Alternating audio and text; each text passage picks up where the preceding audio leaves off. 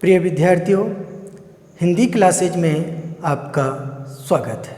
हम विकारी शब्दों के भेद पढ़ रहे थे, जिसमें से विकारी शब्द का पहला भेद है संज्ञा। हम संज्ञा की परिभाषा, संज्ञा के भेद आदि से हम परिचित हो चुके थे।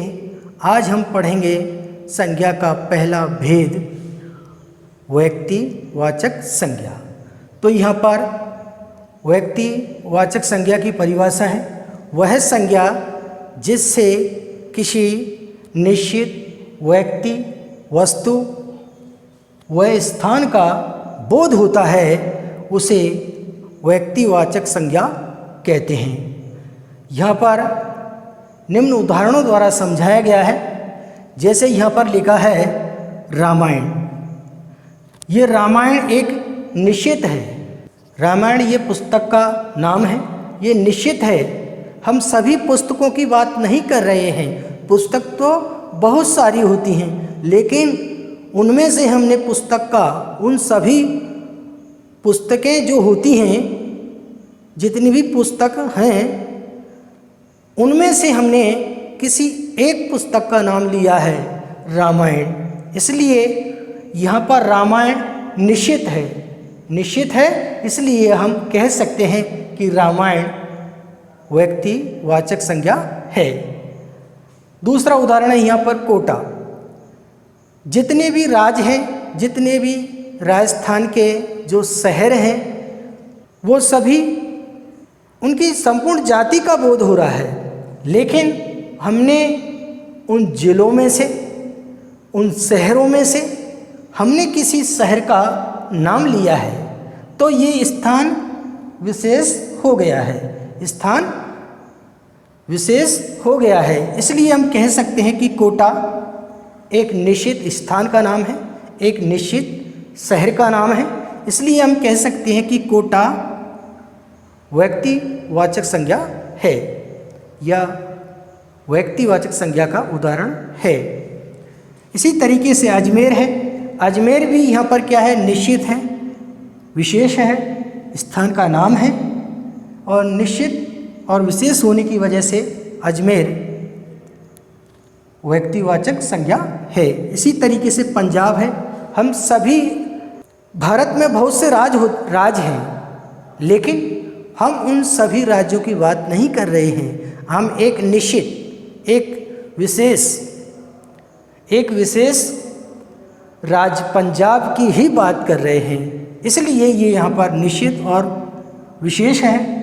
इसलिए हम कह सकते हैं कि पंजाब व्यक्तिवाचक संज्ञा है। इसी तरीके से अगला है रामगंज मंडी। बहुत से गांव हैं, बहुत सी तहसीलें हैं। हम सभी की बात नहीं कर रहे हैं। हम विशेष जो तहसील है रामगंज मंडी, या विशेष स्थान है जो रामगंज मंडी, हम उसकी बात कर रहे हैं। हम किसी दूसरे की नहीं कर रहे हैं। इसलिए यहाँ पर ये रामगंज मंडी निश्चित है, विशेष है, एक स्थान विशेष का नाम है। इसलिए हम कह सकते हैं कि रामगंज मंडी में व्यक्तिवाचक संज्ञा है। इसी तरीके से हिमालय ये विशेष है, निश्चित है।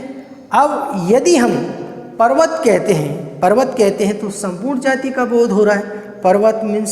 पर्वत का मतलब पर्वत, बहुत सारे पर्वत होते हैं, लेकिन हम सभी पर्वतों की बात नहीं कर रहे हैं। हम सभी पर्वत श्रेणियों की बात नहीं कर रहे हैं। हम तो केवल हिमालय पर्वत की बात कर रहे हैं। इसलिए हम कह सकते हैं कि हिमालय एक व्यक्तिवाचक संज्ञा है, क्योंकि यहाँ पर स्थान विशेष का बोध हो रहा है।